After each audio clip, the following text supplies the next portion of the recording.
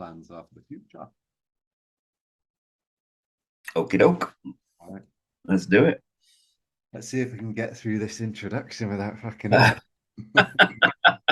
Always a challenge.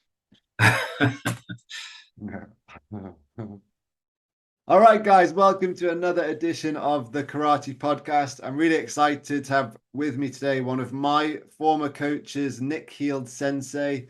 Nick is a 7th degree black belt in Shotokan Karate. He competed for 14 years on the KUGB senior squad, winning bronze in Kumite at the Nakayama Cup in Poland in 1996.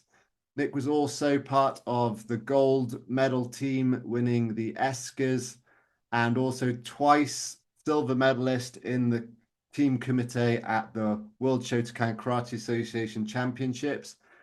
Nick is the head instructor at LKA, the Leeds Karate Academy, one of the foremost producers of competitors in the UK. He also coached the JKS England team in both kata and kumite for 8 years, before now turning his attention back to his own club and pursuing his career in refereeing. So, Nick, thank you so much for being with us today. Cheers, Ben. All right, so I got through it. So we'd like to just start, Nick, by understanding, how you found the martial arts and what led you into karate in particular. And so let's just start back there. Okay. I was a bit too young for the Bruce Lee generation. So I didn't really get caught up in that wave. But I think to some degree what started my interest in martial arts was a program called Kung Fu, which was probably in the late 70s, I guess. I don't remember exactly. But it starred David Carradine. Yeah, I've watched it. Yeah, who came to a bit of a sticky end, didn't he? Google that, everybody. But that sort of sparked my interest in martial arts. And I guess when you're young and you've got no experience of it, you don't know Kung Fu from karate, from Taekwondo to anything else. So I didn't really have any knowledge of the differences in all these things. But I always used to go to a bookshop in Headingley when I was younger and browsing the books on there. I found one on judo and then latterly one on karate. So I had a sort of general interest in that type of stuff. And I always used to sort of flick through and read these books. And then a friend of mine, a school friend of mine, told me that he'd started training at a karate club.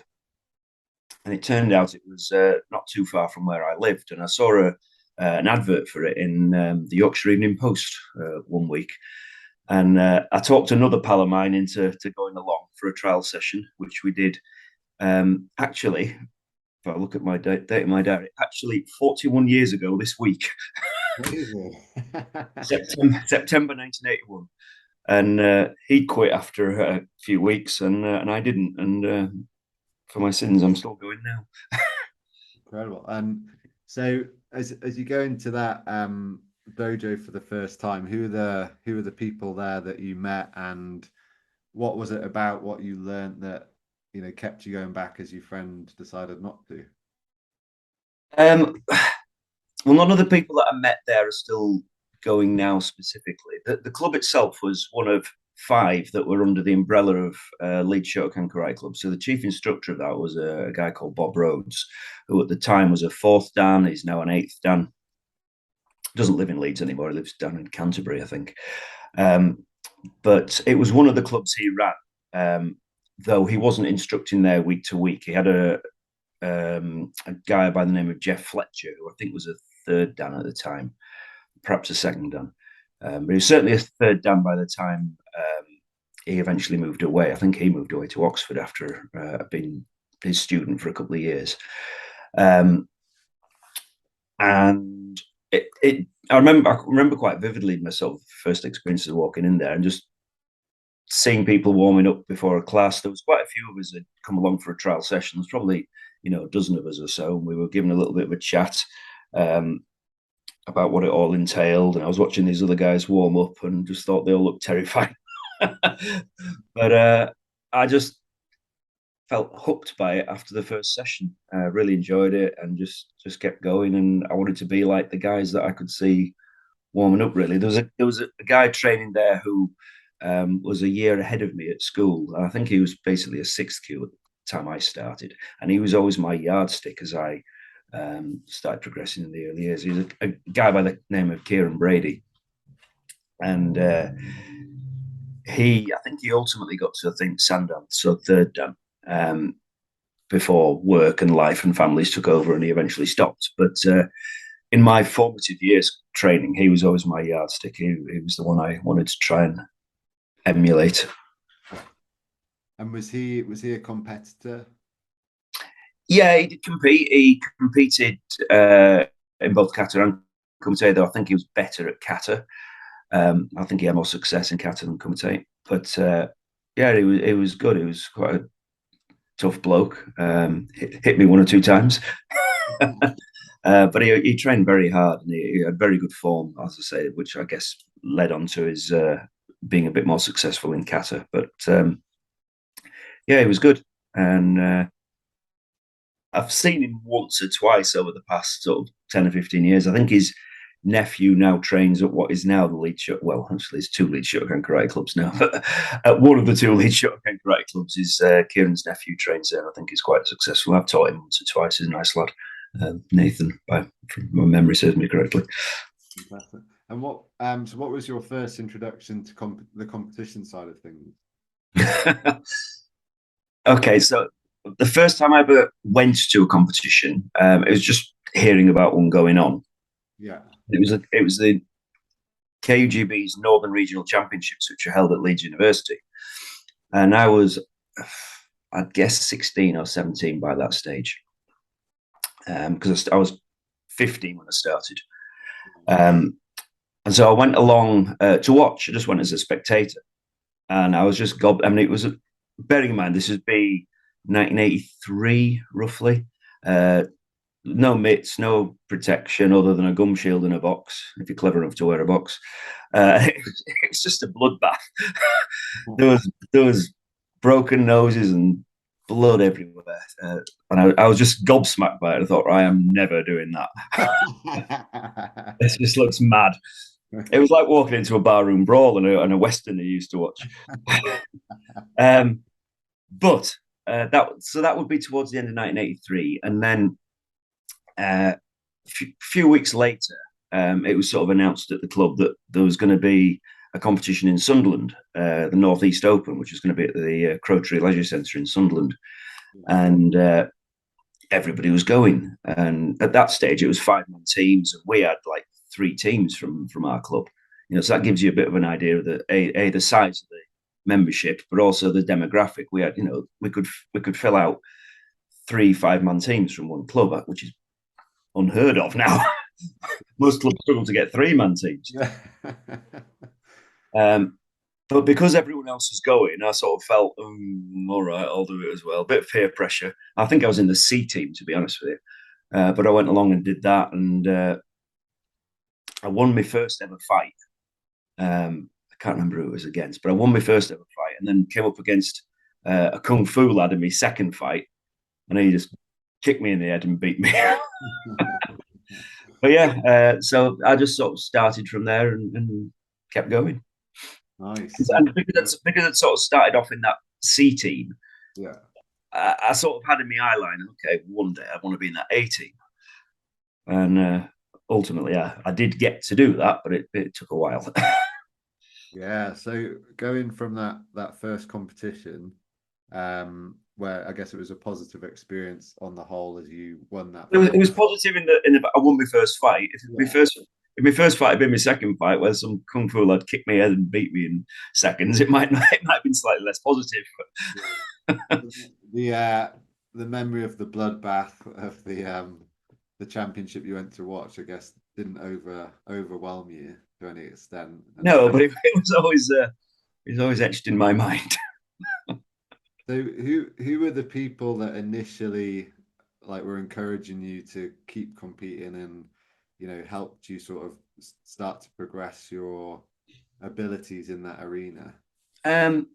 Well, at the dojo I trained at, so I trained at a place called Scott Hall Sports Centre, which is a sports centre still there now in Leeds, 40 odd years later. I don't to my knowledge, is not a karate club there. But Jeff Fletcher was my original instructor, and after a couple of years of being there, he moved away. He moved out away from Leeds, so the club was handed over to two other guys who I think were second dans at the time. A guy called Kevin Rushworth, who again no longer trains, and Randy Williams. Randy Williams was on the KUGB's national team at the time. Randy died probably about 10 years ago now, unfortunately. He was only in his fifth. I think it was lung cancer got him.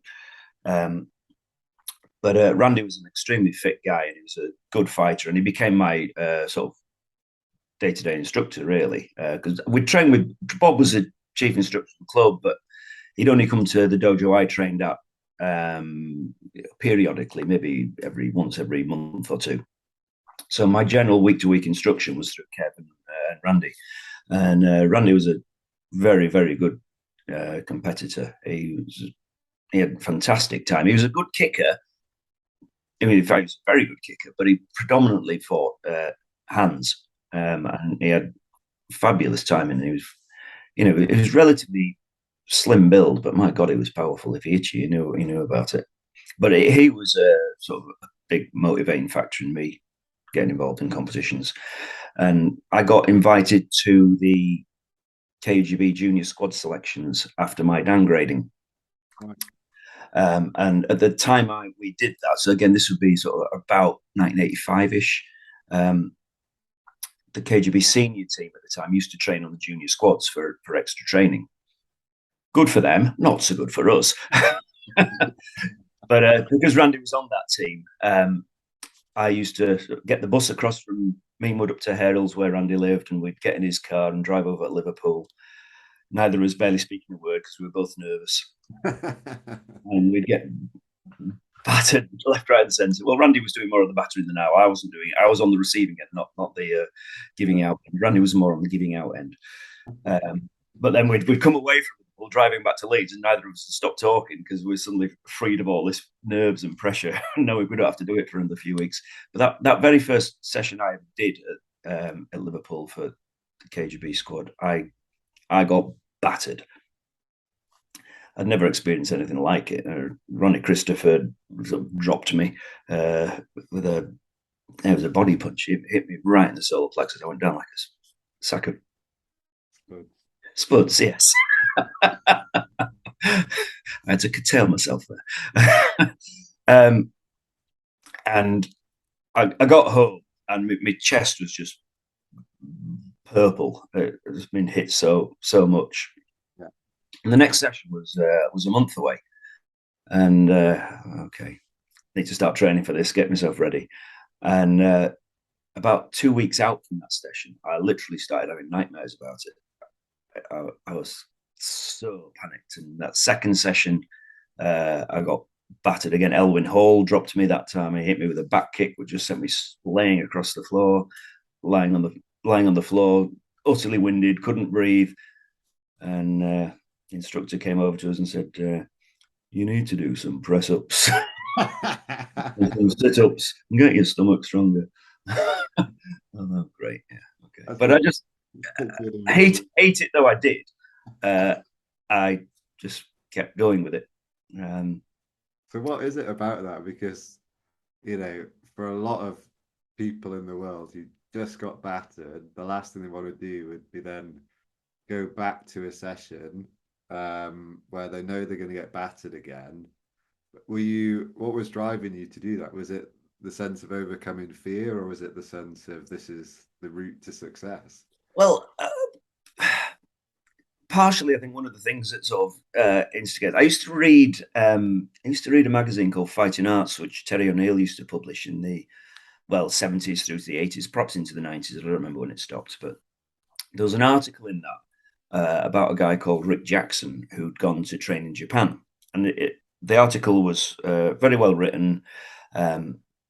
One of the stories he told in that was he'd gone to train at the Hombu Dojo in Tokyo, and he'd got absolutely battered in a session really badly, and he'd done really badly in this lineup, and he was told, that was not good enough, come back tomorrow, you're doing it again, you've got to complete that session again,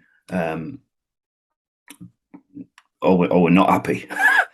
And of course, he went home, and this is like the following day. He hasn't got a month to wait. He's got to do it the following day, and he had no sleep that night because he was panicking about it and worrying about it. And God, okay. And he got up and he went to the dojo, and he turned up, and that session didn't occur. It was just a normal session.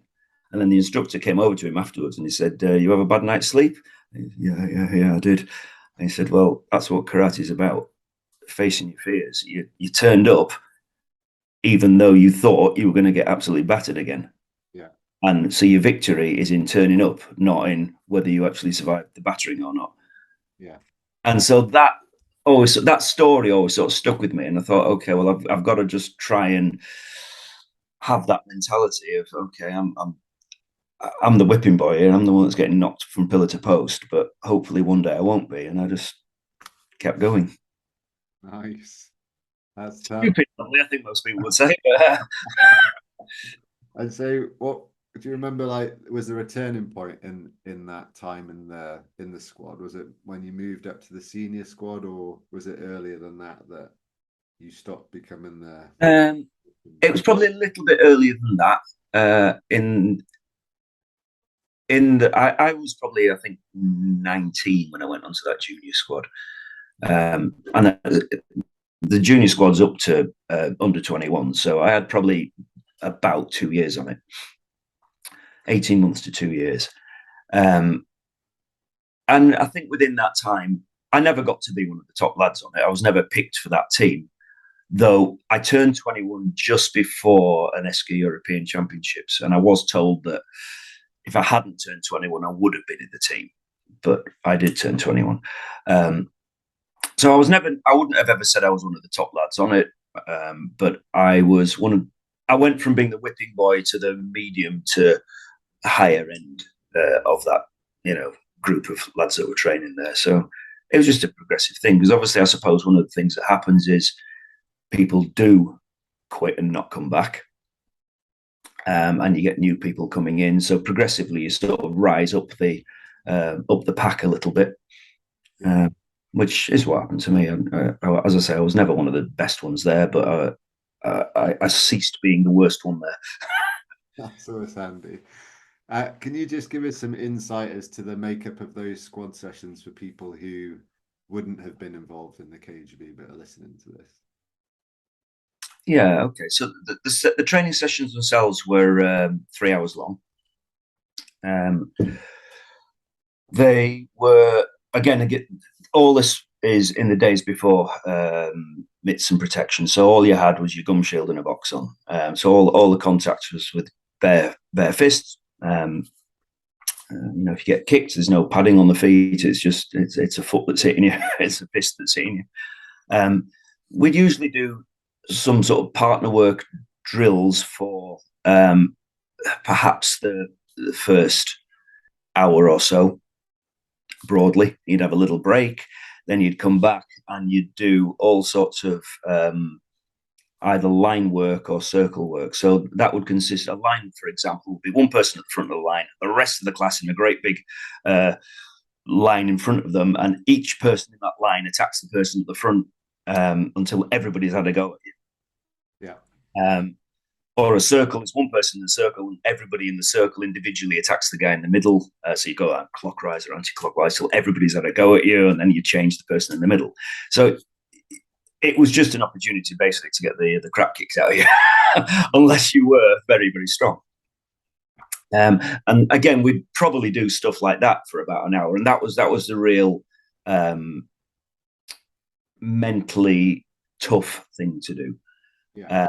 Sometimes some of those line works, I remember the worst one we'd ever have to do.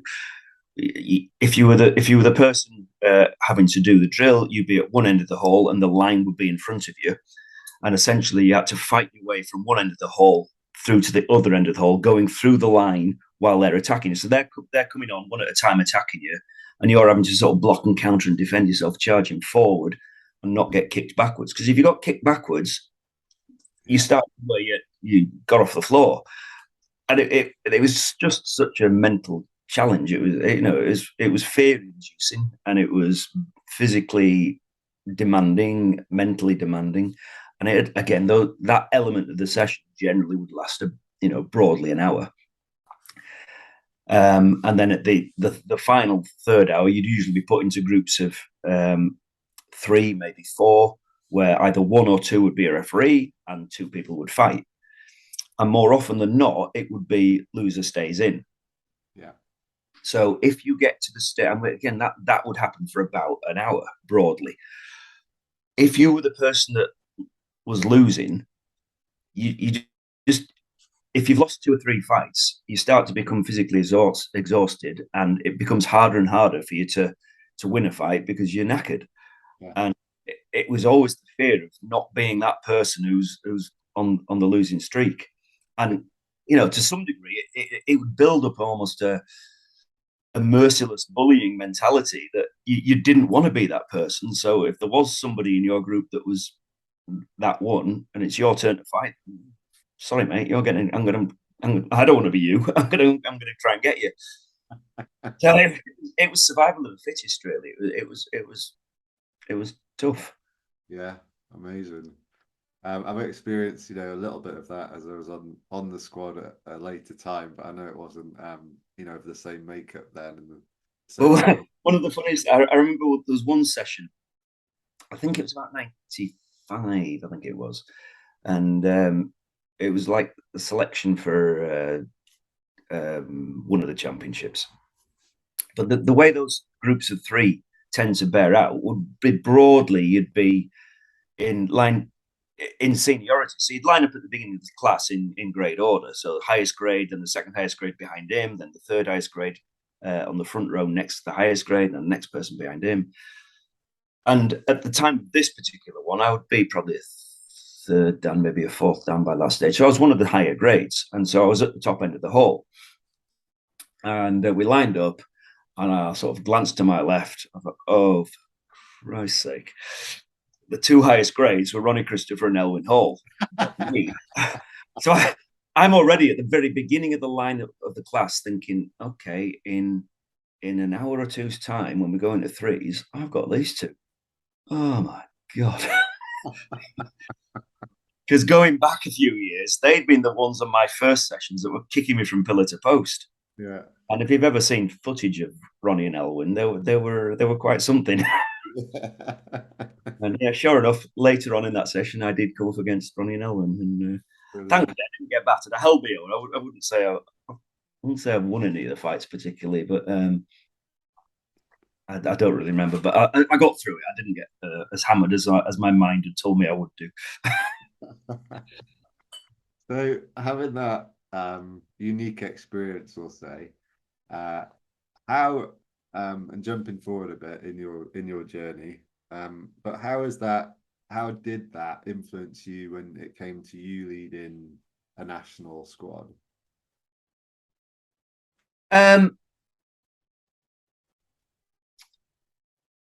Well, that's a difficult one to answer, in that I didn't take so much of the training sessions when I was JKS coach. Matt tended to take 95% of the sessions. So I would have input verbally, but not actually lead the session too much. So that history and that training stayed with me, and I always thought what it definitely built was a strong mentality. Yeah, because you had to have a strong mentality to survive it. If you're a little bit mentally weak, then you weren't going to get through it.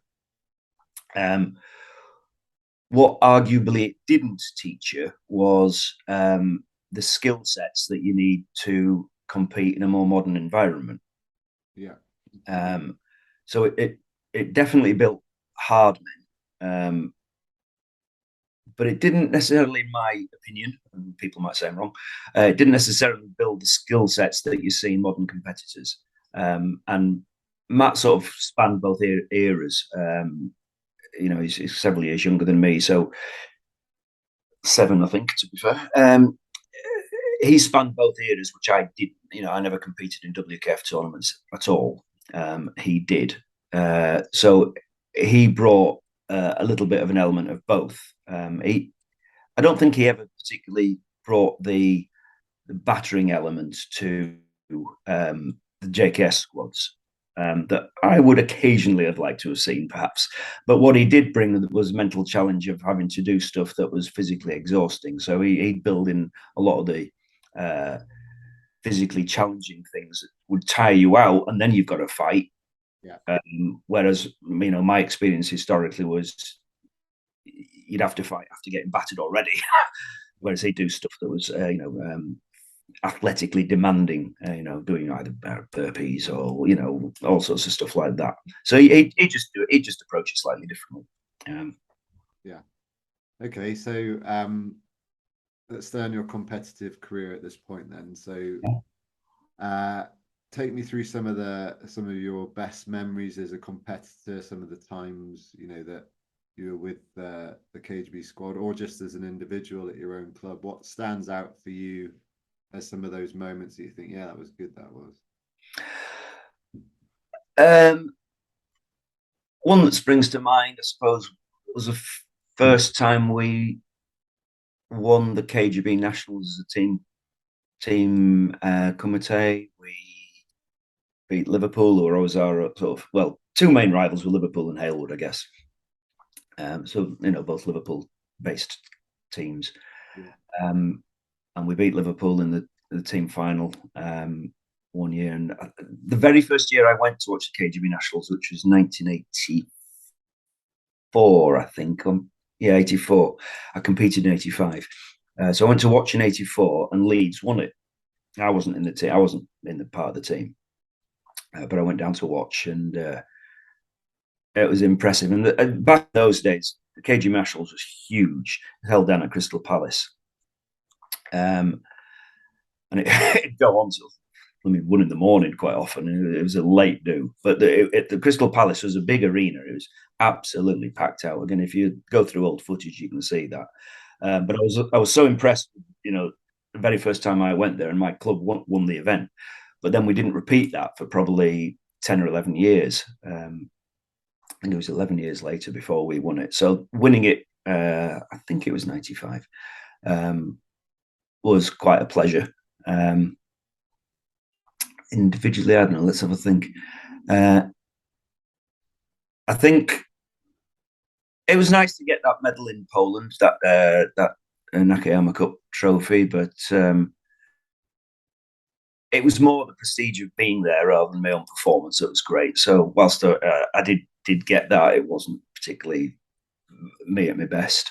So I don't harbour that as a great memory or great honour. I think just generally for me, it was just feeling that when I was at my peak, which was probably around my early 30s, roughly 30-ish, bit either side of 30. I just felt like I was one of the best lads in that association. I don't think I was never the best, but I was one of the best, and that was sort of that was good for me. Unfortunately, I think with hindsight, I realised that I was a little bit blinkered in that I never looked outside the KUGB and the parameters that it competes in. And in reality, I think obviously there was a far bigger, wider world out there that I was never really exposed to. That I guess in hindsight, there's no point regretting things, but I would like to have seen that side of the fence. Again, if you bear in mind when I was competing, but all those years ago, there was no internet, no social media, nothing like that. We competed in the organisation we competed in, and perhaps read fighting arts and read about some other competitions that were going on, but you never took that really notice. We weren't part of that affiliation to what is now the WKF. Yeah. So other than seeing the odd article in a magazine, I'd never seen any of it. I didn't know about it other than it existed. So that's perhaps a little regret that I wasn't ever exposed to that. But you can't turn the clock back. It is what it is. Absolutely. And So as a karateka and competitor, was coaching just something that was kind of you just stumbled into, or was that a choice you made to go into the coaching side of karate? Um, I, I I drifted ultimately into opening. I didn't open my own club until I'd been training for 20 years. I think I was a fifth then when I opened my own club. I'd never particularly harbored any great ambitions to do that. I was happy just sort of training, really. But there came a point where Bob, I think Bob was thinking of moving away. His club was dwindling a little bit. And so I spoke to Matt and just said, look, do you fancy opening a dojo somewhere? And he said he already ran the Harrogate club himself anyway, so he already had his own club. And he said, yeah, let's do it. And so we opened our own club, which was in 2001. And from getting your own students and sort of bringing them through, you sort of get into that coaching sort of mentality, teaching people as opposed to just training for yourself, and starting to coach people towards competitions just became part of that, really. Yeah. And did that have an impact on your own competition outlook? To coach as well as compete? Well, I guess to some degree it was towards the end of my own competitive career. So when we opened the club, so I think it was about 3 to 4 years after we'd opened our club that I eventually stopped competing, retired altogether. So I competed from, I think it was 1984 was my first competition up to I think 2004 was my last one. We opened our club in 2001. So I was teaching and training and competing, but probably not competing at a particularly great level by that stage. So you can't go on forever. So eventually I just thought, okay, I've done my bit now. I'll call it a day and just concentrate on teaching people for now. I think that I was at your last competition. Really? That was my first competition as an adult. I think was it the Shotokan Cup? Yeah, I think it was the Shotokan Cup actually. I won it actually. That's why I remember it. Yeah. Because I remember seeing you, and then I saw this guy with a squashed nose and a Mohican walking around looking mean, and then obviously Matt. And yeah. So that's very coincidental. So then, obviously, you went on from club coach, became one of the national coaches for England. What was your transition like from in that time period over from moving? Because you've been in the KGB for a huge amount of time. Yeah. Up 30 years, I think I was in the KGB. Yeah. So how was that for you as a transition across, and how did that feel coming into new territory? Well, it's certainly different. I guess one of the things that people are always afraid of is change. People don't like a change to what they're used to, and this was a massive change to what we're used to because, I largely only ever fought shogu whip-on, as I say, with no mitts, no protection, that type of stuff. Occasionally, we'd do all styles events where it'd be shogu sanbon, so 6 points or 3 points rather than the one. And with those occasional tournaments, there'd be some thin mitts on, but they were thin. But then when we stepped into the sort of WKF environment, which was 2012, it's a whole new sort of learning process. The rules are all different, all the protection is different. But I found it quite an exciting challenge in that suddenly you're in this, what seemed, I suppose in reality is, a far bigger universe of competitors, and you get exposed to so many phenomenal athletes within the WKF. That it was an interesting challenge, really, and you know it refreshed my enthusiasm for doing it. You know, not to put too fine a point on it, I probably think if we hadn't made that switch, I'd have got bored and given up, because I thought I'd hit the end of the road where we were. I was bored of it. I thought it was blinkered, which is probably a controversial comment to make. But I wouldn't have continued for as long if we'd stayed. And making that change and the exposure to WKF world, the JKS world, you know, we've got that affiliation back to Japan, the link with the JKS instructors that we see coming through over to England or via over the pandemic period, you know, via Zoom from Tokyo, having gone to Tokyo both to train and compete and grade. It's just been a breath of fresh air, to be honest, for me, because I just felt everything had gone stale and I'd had enough. Yeah, I can empathise with that. One question I didn't ask, or haven't asked any of the people I've interviewed from the KGB before, was you were in a time era with the KGB when Japanese instructors were still involved. Yes. And they came over for the summer courses and things like that. I know it's different time eras. Was the influence or the teaching sort of style different between the Japanese of then and the Japanese of now, in your experience? Like, how did that compare? I would say from my experience, yes, it is, in that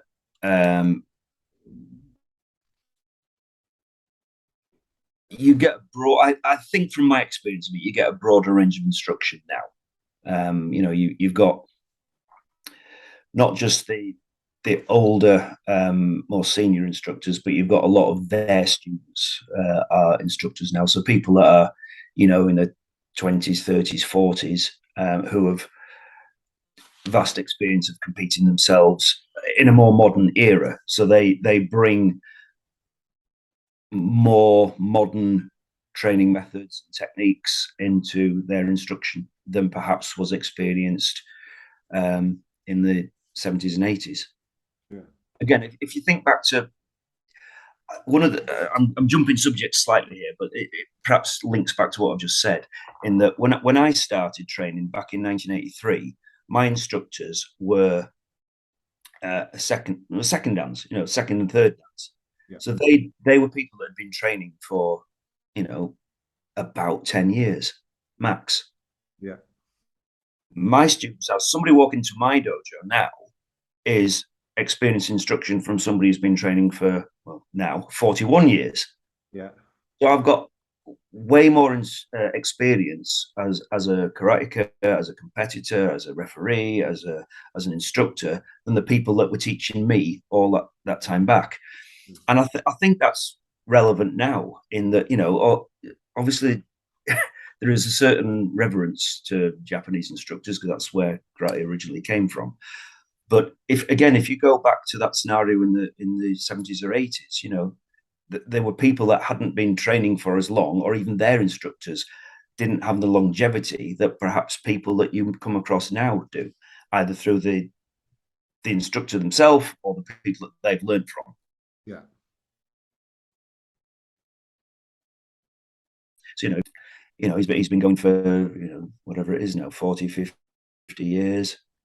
He's teaching people that have been competing in the modern era. He's coached the Japanese team in the modern era. You just get a wider breadth of knowledge, I think, now than you did back then. Yeah, great. That's interesting. So jumping back to you,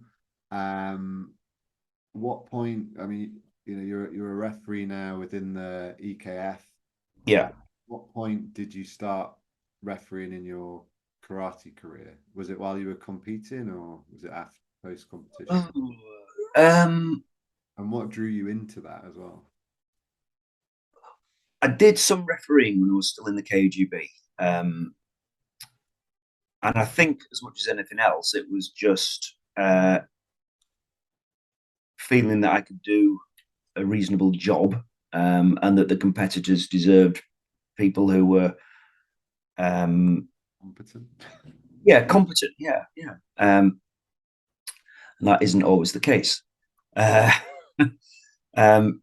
but then when we left the KGB, we moved into the WKF world. I had no desire to referee for quite a while because I suddenly had that new sort of impetus to coach in this new environment. And so I was filled with enthusiasm for that.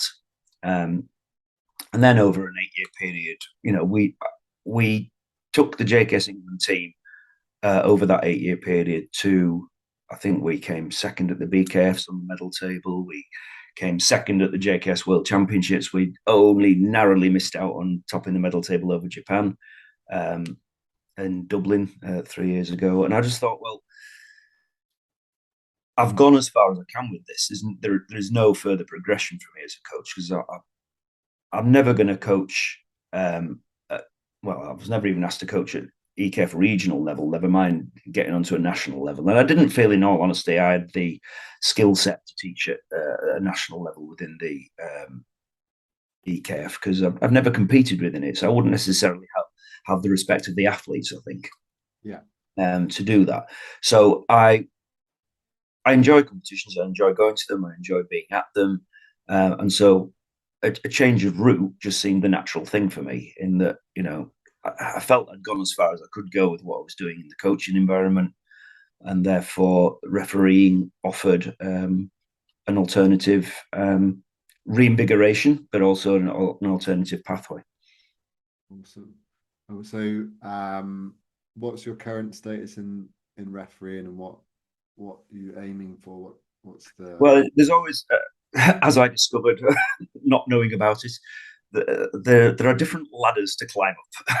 So I'm at the top of the very first ladder, which is EKF, so English Karate Federation level. So I'm referee A for Kumite, and I'm judge A for kata. Right. But then what you'll suddenly realise as soon as you get to that is there's another ladder right above your head, and that's BKF, so British Karate Federation. So all being well, next year I will go on to being a BKF referee. Once you've hit the top of that ladder, there's the European Karate Federation, and then if you want to progress further beyond that, there's the World Karate Federation. So there's ladder upon ladder upon ladder. So it takes a lot of time, a lot of commitment, not to mention a lot of money to achieve those things. But I'm enjoying it at the moment. Just done the Commonwealth Championships this weekend. How was the level there? Very good, really good. It was an enjoyable competition to do. So yeah, there was the Australian team were very good. The New Zealand team were very good. South Africans were good. Indian team surprised me. I saw India at, I think it was the WKF World Championships a few years ago. Not to put too fine a point in it, they were awful. I think they lost every single match that we saw. There were different kettle of fish this weekend. India were good. They had some really good people, right. Which again is nice to see. It's nice to see people that have progressed and moved forward. Yeah, I really enjoyed it. It was good. Great. And as a referee, obviously you're impartial. So how do you keep the focus, and how do you keep the concentration as a referee, particularly over long periods of time at big tournaments? That's the challenge to a large degree. I remember back in my KUGB days, when I was a younger man with less experience, I remember refereeing a competition, and it was a kids kata event, and I'd just drifted off. I think these two kids were banging out Heian Nidan, and I just lost it, and I suddenly realised where I was at the end, and I think I was the head ref, and I sort of woke back up as they were coming to the very last move of Heian Nidan. I thought, oh my God, right, I've not watched any of that. I'm going to have to base my whole decision on one move in a kata. And hope I get it right. And luckily I did.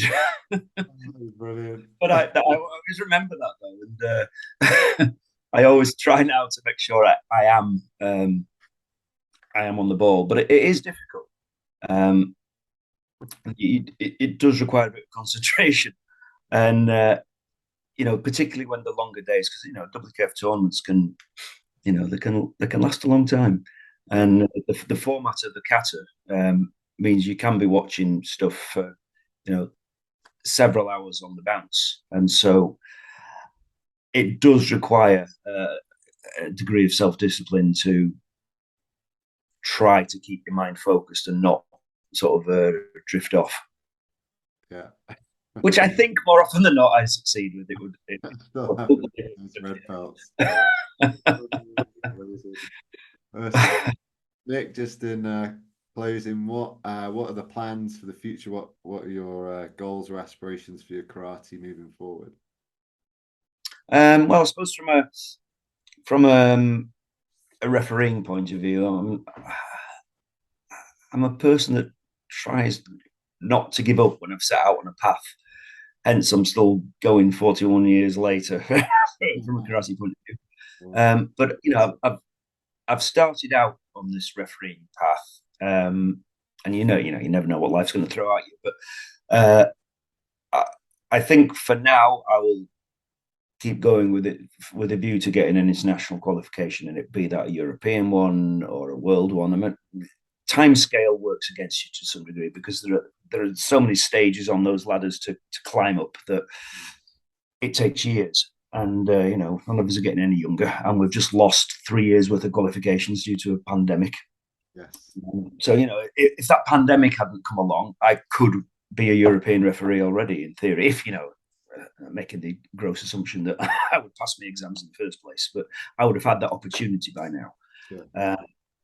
I turn 57 next month, so time isn't necessarily on my side to get to the top of that last ladder, but I'll keep going with it for the time being because I enjoy it, and I do ultimately want to get one of those badges, I guess.